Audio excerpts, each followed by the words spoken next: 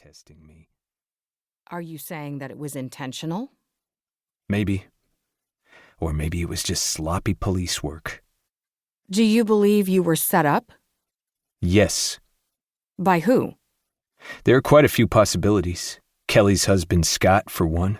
It could be whoever that third set of unknown DNA belongs to, the one found inside of Kelly. There's also Bob Miller, the brother of her first husband. Any one of them could have done it.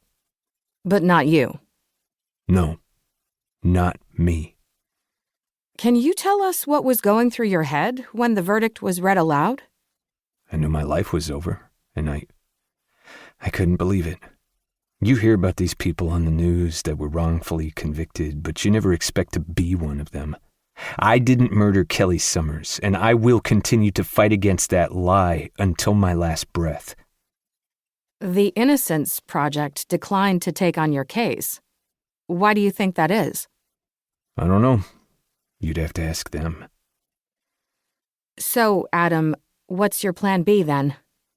There is no plan B. I just have to keep fighting, keep appealing, and keep the hope that one day my conviction will be overturned. You still have hope? I do. It's the one thing they can't take away from me. You were famously defended by your former wife, Sarah Morgan. Does she still have hope? Sarah is my wife, not my former wife. My mistake. Yes, your wife, Sarah. You've been on death row for the past 7 years, yet she's remained married to you. Why do you think that is? Because Sarah loves me, and she knows I'm innocent. 1. Sarah Morgan. I knew when I married Bob, I would divorce him one day, because men are like lawyers. They can't be trusted. And I would know because I am one, and so is he. My husband sits across from me at a conference table made for 20, but there are only 4 of us in this room today. Myself, Bob, and our respective lawyers. I'm trying not to look at the man I spent the last 12 years with. However, I can feel his dark eyes on me, so I meet his gaze just to make him look away. The top 2 buttons on his starched white shirt are undone, and his tie hangs loosely around his neck. Despite the cool temperature of the room, droplets of sweat cling to his hairline. My client is interested in reconciliation. Brad pushes up the sleeve of his jacket, showing off a solid gold Rolex day date. It's like he's trying to say, "Look how good of a lawyer I am."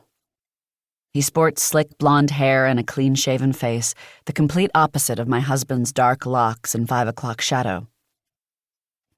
Brad is Bob's lawyer, longtime friend, and full-time slimeball. He's known for cutting corners to get the results he wants, which is fine, because so am I. "That's out of the question," Jess says firmly. She cocks her head and sits up a little taller on her chair. Jess is my lawyer, and she does everything by the book, the yin to my yang. "Sarah, it was one time." Bob clenches his jaw and rubs harshly at his brow as though he's trying to wake himself from a bad dream. But this is our life now, our reality, and he's the one that put us here. "I promise," he adds, "it was just one time." Isn't that what they all say? It was only one time.